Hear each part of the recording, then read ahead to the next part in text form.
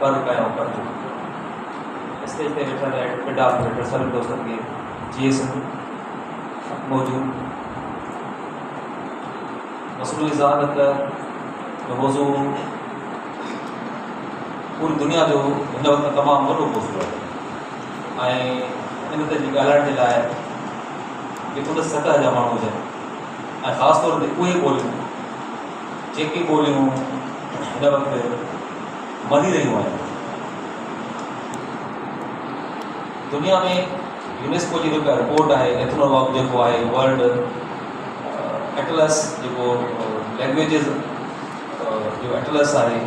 उहो त ॿुधाए त दुनिया में 7,100 ऐं कुझु ॿोलियूं ॻाल्हाइयूं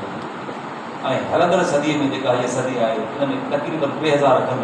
मां एग्ज़ैक्ट खन जो लफ़्ज़ इस्तेमालु थो कयां त एग्ज़ैक्ट फिगर जेका आहे उहा मुस्तरद जर्नल्स मां हासिलु करे सघिजे थी। हिन हलंदड़ सदीअ में 3,000 ॿोलियूं ख़तमु थी वियूं तक़रीबन 3,000 ऐं ईंदड़ 25 सालनि में 500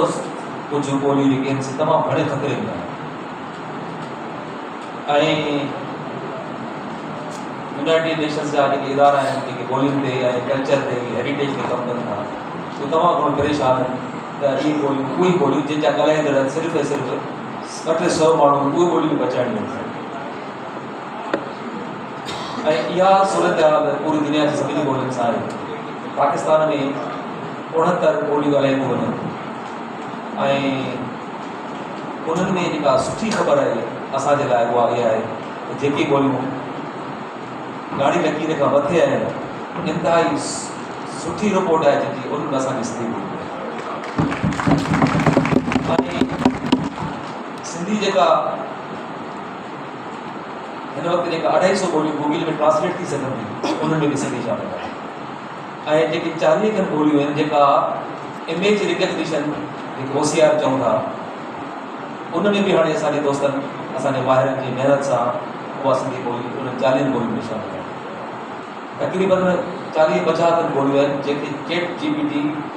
परफेक्ट रिस्पॉन्ड करे थी उन्हनि में असांजी सिंधी ॿोली आहे। ऐं साईं ॻाल्हि कई नसीर नज़म AI लिखे थी नसीर नज़म बि लिखे थी कहाणियूं बि लिखे थी किताब बि लिखे थी ऐं वॾी ॻाल्हि इहा आहे त तव्हांखे जेके रोज़ाना असां अख़बारूं पढ़ूं था पिया या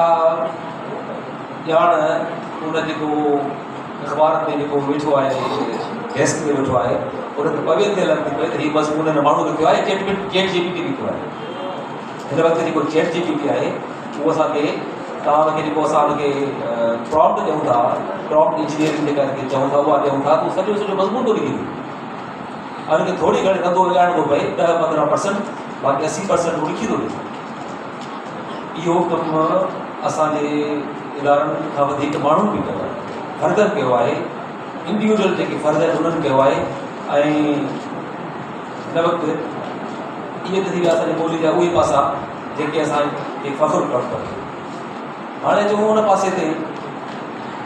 जेका असांजे लाइ तमामु वॾो चैलेंज आहे तमामु वॾी परेशानी जी ॻाल्हि आहे जेतिरी वॾी परेशानी जी ॻाल्हि आहे असां ओतिरा परेशान आहियूं कोन। हिन हाल में जेके माण्हू वेठा आहियूं असां हिननि मां केतिरनि जा ॿार आहिनि जेके प्राइवेट स्कूल में था पढ़नि मां सम्झां थो सभई था पढ़नि सभई था जेको सरकारी स्कूल जो उस्ताद आहे उहो बि पंहिंजा ॿार पंहिंजे स्कूल में नथो पढ़ाए जिते टीचर आहे। ऐं जेके वॾा अहम जेके चैलेंजिस आहिनि ॿोलीअ खे जेकी जंहिं लाइ मूं चयो त